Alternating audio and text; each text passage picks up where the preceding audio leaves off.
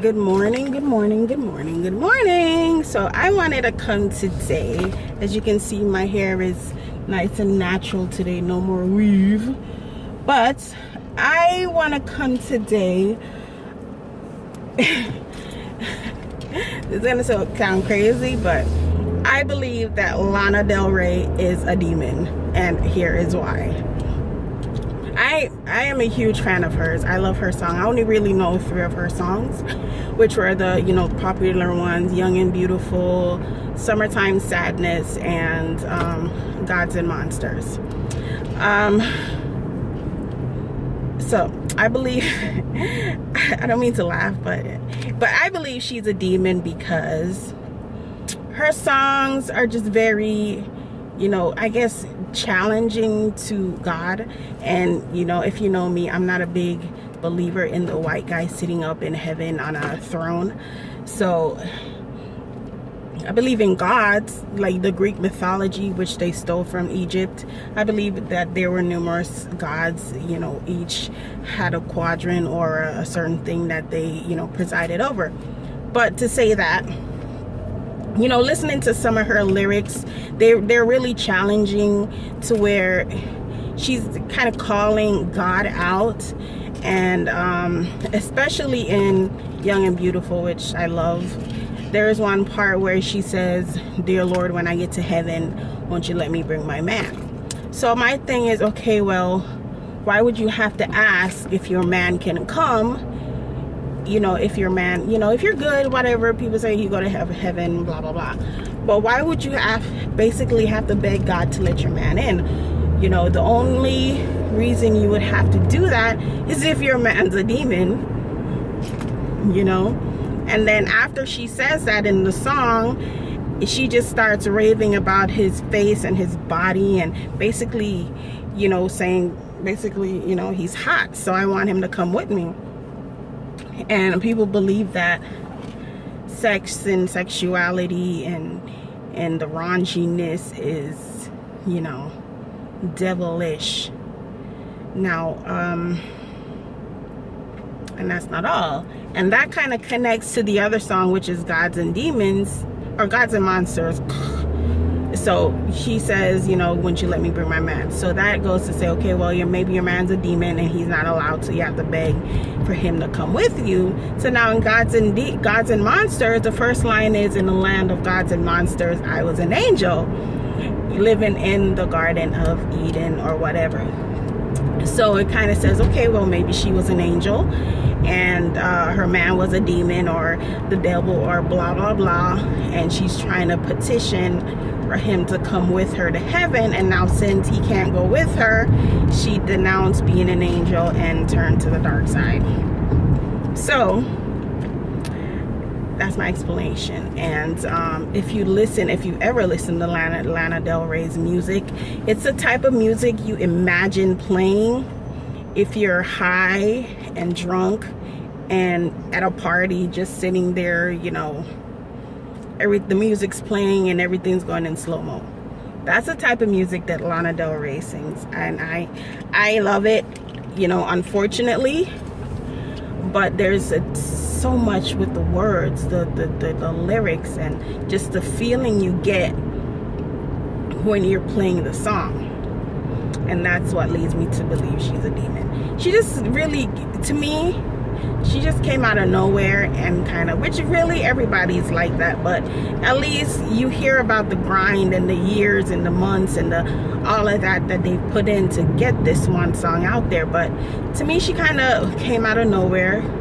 She was, I guess, a performer at Kanye's wedding, and then all of a sudden she's like everywhere. And everything with the Kardashians is demonic, so why not have a demon, singing and playing at their wedding? But yeah, that's what I wanted to say. That's what I think. I mean, many of these celebrities are either demons or filled with demons, or clones, or whatnot. And you can really tell if you just listen. One of my favorite musicians, which is Bob Dylan, actually came out and said that in an interview. He said, somebody say, well, how do you something about the success and blah blah blah. And he says, well, that's what I was supposed to do when I, you know, made this deal. And they were like, well, what deal are you talking about? And he was like, well, you know what I'm talking about. You know, went to the crossroads and, you know, made that deal, and that's what's supposed to happen. But he didn't straight out say, okay, well, I made a deal with the devil. He just says, well, that's a part of the deal, and that's what I was, you know, that's what was supposed to happen. And when the guy tried to get clarity, he just kind of, you know, faded and didn't really say anything. A lot of celebrities, you know, even Pink, if you listen to her first song, it wasn't Don't Let Me Get Me, I think. And the lyrics go, LA told me you'll be a pop star, but all you had to change was everything you are. And, you know, in the video, she was at the signing table and, you know, quickly changed her mind, which obviously we know she didn't change her mind because she signed a deal with LA. But that goes to say, okay, well, why is it if you want to be a star, you have to change everything that you are? That means you have to be able to open up yourself to let these beings inhabit you, and, you know, all these rituals and blah blah blah, the music. And I think that is a major reason why they switched to CDs and now MP3s and all that, because the records, the vinyls, you could actually hear the demonic message that they would put, you know, underneath the music or the lyrics itself. So that I believe is the major reason why they switched to CDs and even cassettes and all of that. You can say it's with the time, but, you know, there's obviously reasons behind it, because now you can't really, you know, listen to the underlying anything on a CD or even an MP3, you know, because they put these messages in there, especially Beyonce. Oh my God, like Lemonade. And I'm not a huge Beyonce fan. I love her voice. Her voice is amazing, but I'm not a huge fan. Now this Lemonade thing came out and I saw it and I was like in love with it, but there was so much symbolism, there was so much talk, there was so much, you know, demonic shit and possessions and shit going on in the video itself. Because I'll sit here and listen to the music through the radio and I'm like, this is what I liked, you know. But watching the videos, I was in love with it. But now just listening to the song again, I don't really like it that much. But there was one thing, actually two things that stood out to me in the whole Lemonade video. The first thing was with the song called Don't Hurt Yourself. She was saying, if you love me, you love yourself. And then a voice comes on and says, love God herself. And then as they said that, a message flashed on the screen. It was there less than a second, and I had to pause it to be able to read it. And the message says, God is God and I am not. So basically they're trying to put it in people's head that you're not God, you know, which we know that, you know, the original people on this planet were black people, and, you know, they're descendants from gods and kings and blah blah blah. Might disagree, whatever, I don't care, but that's a fact. You know, we have to be able to understand fact that that's how it was. So for her to say that, and her majority of fans are, you know, black people, that's her trying to put in the black people's mind that, okay, you're not a god anymore, you're basically nothing. And that was the first thing I noticed. And the second thing, when she was speaking, she was talking about, does he force you to, or does he trick you into worshiping him? And then the one thing she says is, well, does his eyes close like doors? And that should resonate with people who believe in this reptilian race. And it's, you know, reptiles' eyes close like this when they blink. So that's kind of symbolic of the doorway. And, you know, basically she's saying that a reptilian god is forcing you to worship him, or has tricked you into worshiping him and taking him as your god. So And I've argued with a lot of people about this. They say, well, Beyonce's trying to enlighten, she's trying to wake us up. I'm like, no the fuck she's not. She's just a pawn, and she knows what she's doing. She gets paid to deceive people. I think they're not setting her up, but they're working together to make us think that they're against her, when in actuality they're just trying to get us more on her side, so we buy more of her shit and stand behind her and easily influenced by her. And that's what I believe they're doing. I don't trust her one bit, because one minute she's doing this ritualistic, symbolic shit, and then the next minute she wants to wear an ankh, and she wants to, you know, do black power shit. You can't do black power shit when you're misleading, you know, people, or you're tricking people into continue to worship this false idolism. And yeah, I mean, that's how celebrities make their money. Because if you realize it, nobody, and I mean nobody, like I bought 2 CDs or 2 records in the past 2-3 years, and that's only because I loved like all the songs on there. So nobody buys CDs anymore. People either download it on iTunes, which is just people that have iPhones, which is not that many people at all. And most people share it for free. I downloaded the whole Lemonade shit for free on some MP3 download thing, and I know that's not giving her any money. So I go to think, like, where the hell are these celebrities making money? Yeah, they make a little bit off of touring, but you got to understand, they have crews of hundreds of people. They have to pay for lighting, they have to pay for all of this out of all the money they're making from the tour. So when they really take away from it, they're not taking away that much. So for her to make $60 million plus a year, it has to come from her participation in this misleading us. That's how they pay celebrities. Look at Kim Kardashian. Kim Kardashian has hundreds or $100 plus million. What the fuck does she do? She doesn't do nothing. Nobody buys their Dash clothing. Nobody buys nothing they make.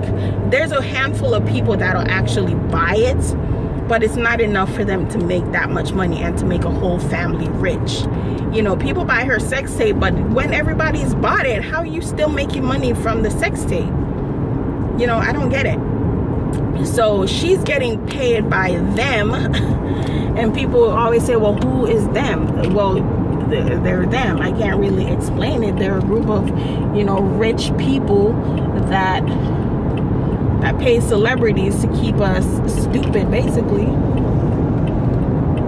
And that's how they make their money. That's why they come up with all these crazy antics and tactics, you know, and people are, you know, sitting there like, well, damn, can you put your clothes on? No, she can't, because that's how she's getting paid. You know, they talk about she broke the internet. Well, that's what she's paid to do, to keep people's eyes on her, and that's exactly what she's doing, and that's how she's making all that money. She's not making money from that shitty ass clothes she makes, the makeup, the lip, the whatever the fuck she makes. She's not making money from that. She's making money from them paying her to keep us distracted, and Beyonce is a part of that, unfortunately.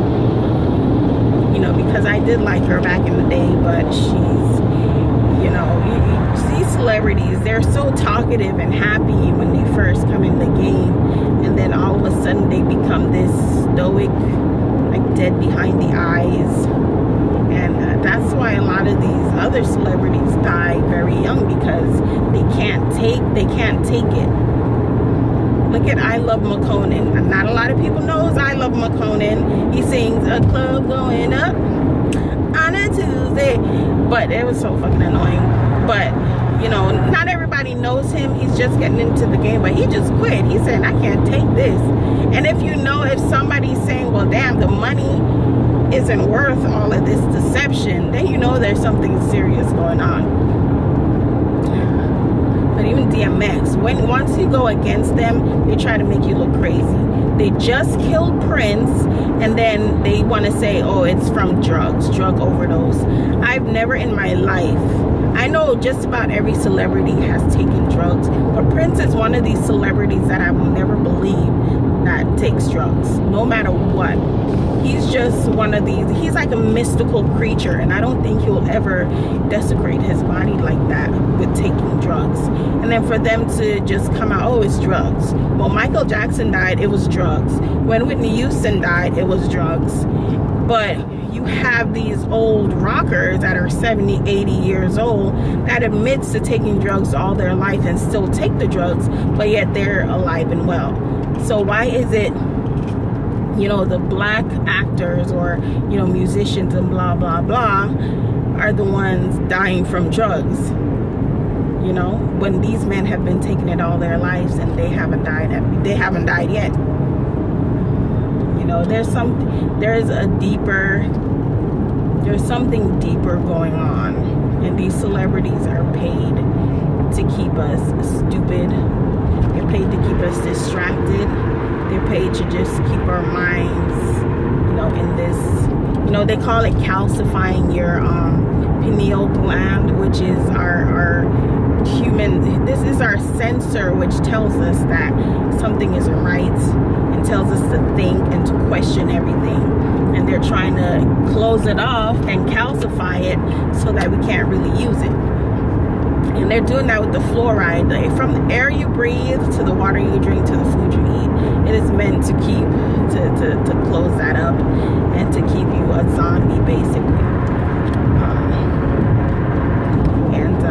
Yeah, most celebrities are either clones or they've been inhabited by a demon. And that is just that, like, that's it. And that's why a lot of these celebrities have these mental breakdowns, especially Disney kids, because, you know, what the hell are they doing to these Disney kids?